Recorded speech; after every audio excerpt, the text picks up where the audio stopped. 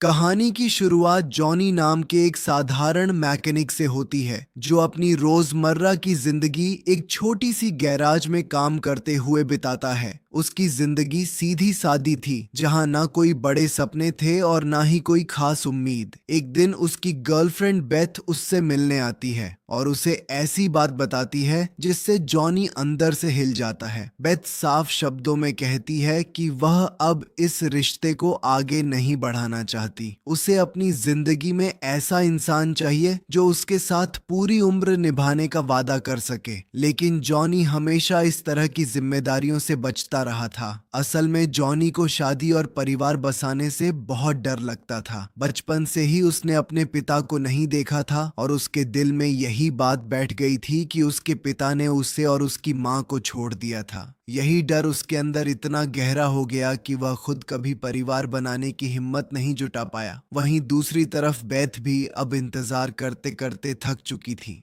ऊपर से उसने ब्रेकअप की वजह जॉनी के डर को बताया, लेकिन सच्चाई यह भी थी कि उसे लगता था जॉनी अपनी जिंदगी में कुछ बड़ा नहीं कर पाएगा और हमेशा ऐसे ही संघर्ष करता रहेगा। बेथ के जाने के बाद जॉनी को बहुत दुख हुआ, लेकिन उसने खुद को संभालते हुए यह फैसला किया कि वह अपनी माँ का ख्याल रखेगा और अपनी छोटी सी दुनिया में ही खुश रहने की कोशिश करेगा। उसी रात वह एक बार में जाता है जहां वह अक्सर अपने दोस्तों के साथ वक्त बिताता था। दिल टूटने के बाद वह स्टेज पर जाकर पूरे जोश के साथ गाना गाने लगता है, जैसे अपने दर्द को आवाज दे रहा हो।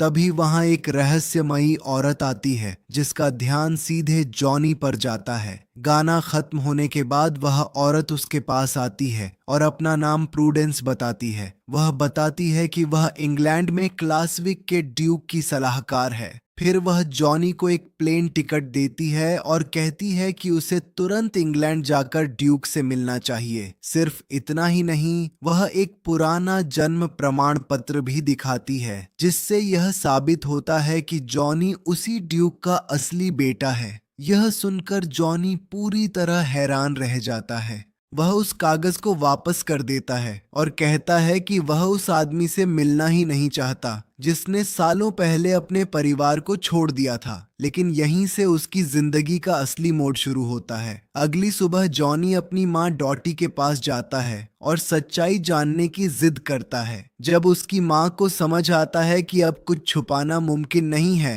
तो वह पूरी कहानी बताती है। वह बताती है कि जब वह और विलियम क्लासविक के ड्यूक जवान थे तब दोनों एक दूसरे से बेहद प्यार करते थे, लेकिन विलियम के परिवार को यह रिश्ता मंजूर नहीं था। मजबूरी में दोनों ने भागकर साथ रहने का फैसला किया। विलियम ने वादा किया था कि वह सब कुछ छोड़कर उसके साथ रहेगा, लेकिन अपने परिवार के दबाव के आगे वह टिक नहीं पाया और वापस चला गया। इस घटना ने डॉटी का दिल तोड़ दिया और उसने शादी करने का फैसला छोड़ दिया। कुछ समय बाद उसे पता चला कि वह प्रेग्नेंट है। उसने विलियम से संपर्क करने की बहुत कोशिश की, कई चिट्ठियां भी भेजी, लेकिन कोई जवाब नहीं आया। आखिरकार उसने मान लिया कि विलियम उसे भूल चुका है और उसने अकेले ही अपने बच्चे को पालने का फैसला किया।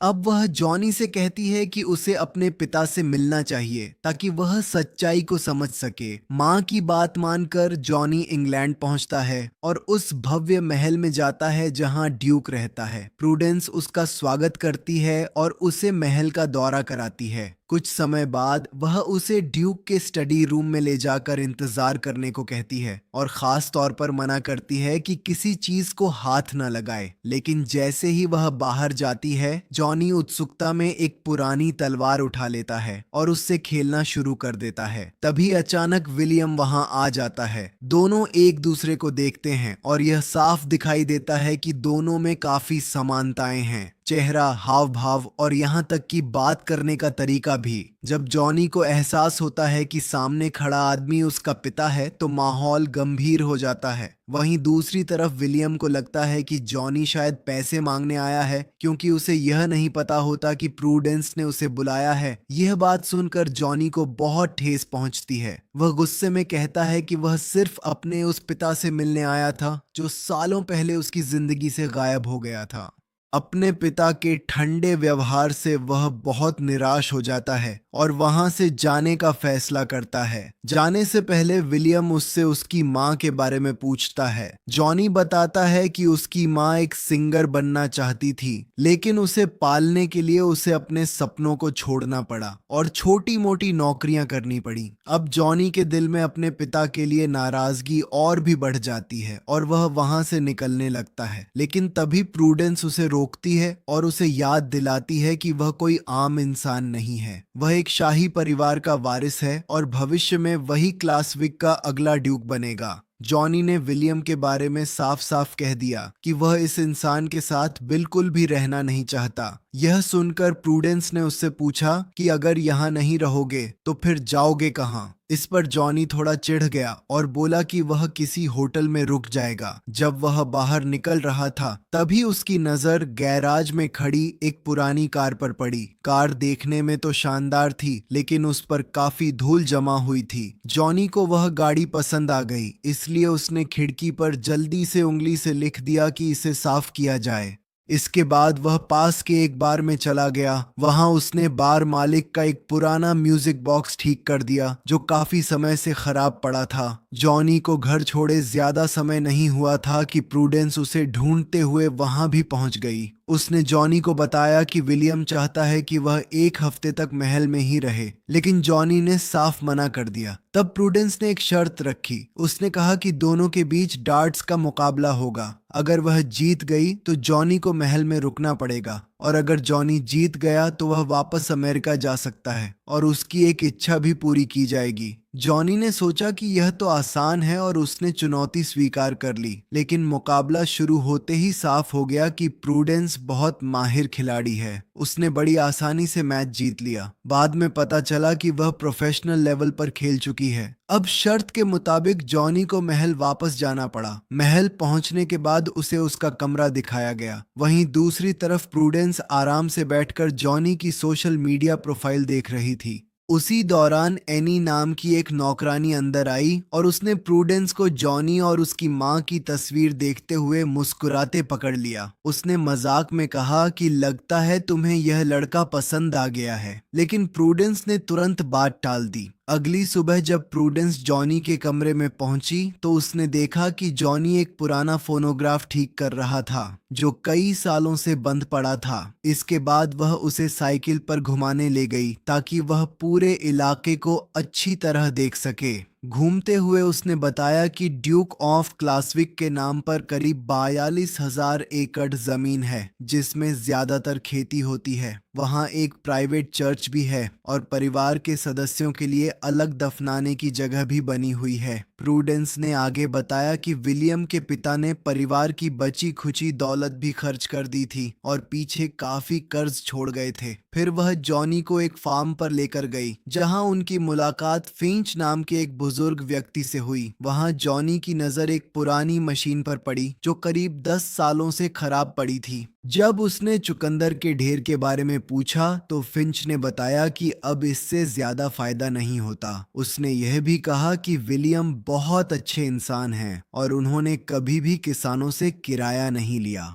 वापसी के दौरान प्रूडेंस ने जॉनी की मुलाकात उसके कजिन एलेस्टर से करवाई। अगर विलियम का कोई वारिस नहीं होता तो वही अगला ड्यूक बनता। खेतों में चलते हुए प्रूडेंस ने जॉनी से कहा कि उसे एक बार ड्यूक बनने के बारे में जरूर सोचना चाहिए क्योंकि वह नहीं चाहती कि एलेस्टर उस जगह पर बैठे। फिर उसने अपनी कहानी बताई। उसके माता पिता कई सालों तक इस परिवार के लिए काम करते थे। वह बचपन से ही महल में पली बढ़ी थी। जब वह 8 साल की थी तब उसके माता पिता एक हादसे में गुजर गए। उस वक्त विलियम ने उसे अपने पास रख लिया और बेटी की तरह पाला। उसे अच्छी शिक्षा दी और हर चीज में सपोर्ट किया। इसी वजह से वह दिल से चाहती थी कि अगला ड्यूक सही इंसान बने और उसे लगता था कि जॉनी इसके लिए सबसे बेहतर है। कुछ ही समय बाद महल में मेहमान आने लगे जिनमें एलेस्टर और उसकी माँ भी शामिल थे। दोनों को मौका मिलते ही जॉनी का मजाक उड़ाने में मजा आता था। उन्हें लगता था कि जॉनी को शाही तौर तरीकों का कोई अनुभव नहीं है।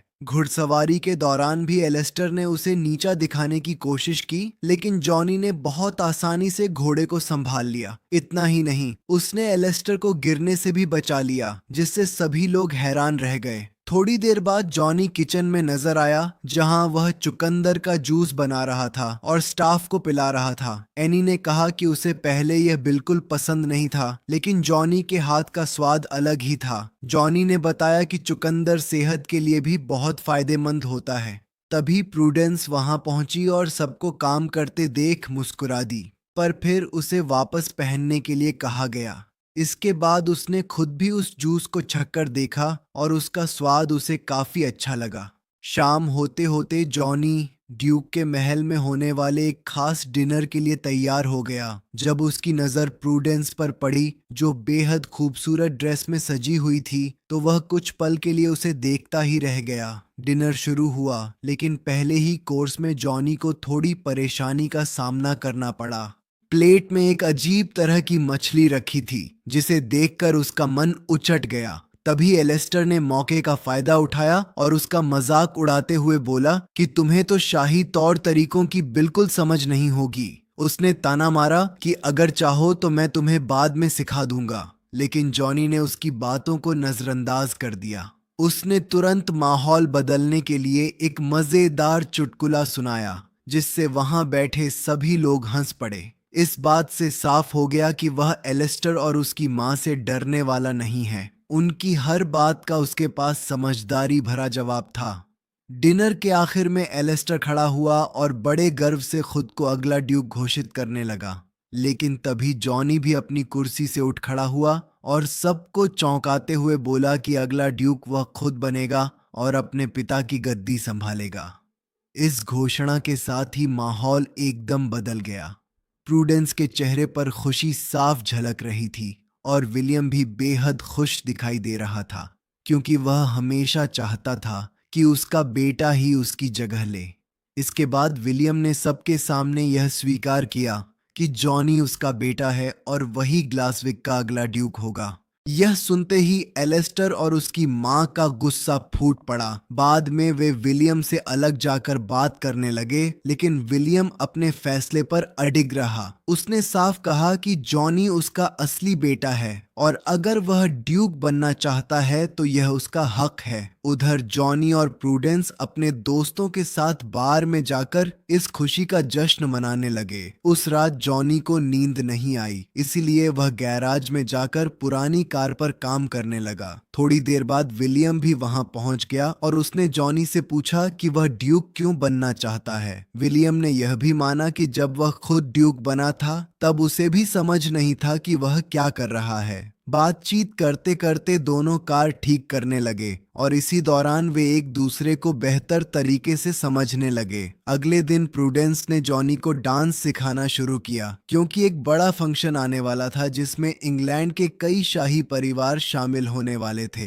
प्रूडेंस चाहती थी कि जॉनी किसी से कम न लगे। डांस प्रैक्टिस के दौरान एनी वहां आई और उसने जॉनी और प्रूडेंस का धन्यवाद किया, क्योंकि उन्होंने उसके बॉयफ्रेंड को भी फंक्शन में आने का निमंत्रण दिया था। इसी दौरान प्रूडेंस को पता चला कि जॉनी ने फिंच और उन किसानों को भी बुलाया है जो सालों से उस जमीन पर काम कर रहे हैं। यह सुनकर वह भावुक हो गई, क्योंकि इतने कम समय में जॉनी ने वहां के लोगों के बारे में इतना सोचा था। धीरे धीरे प्रैक्टिस का माहौल रोमांटिक होने लगा और जॉनी व प्रूडेंस एक दूसरे के काफी करीब आ गए। ऐसा लग रहा था कि दोनों एक दूसरे को चूमने वाले हैं, लेकिन तभी एनी और कुछ स्टाफ ने उन्हें देख लिया और वे रुक गए। इसके बाद जॉनी फिर से गैराज में चला गया और विलियम भी उसकी मदद करने पहुंच गया। इस दौरान विलियम ने अपने अतीत के बारे में खुलकर बताया। उसने कहा कि उसे कभी जॉनी की मां के खत मिले ही नहीं और उसे यह भी नहीं पता था कि उसका कोई बेटा है।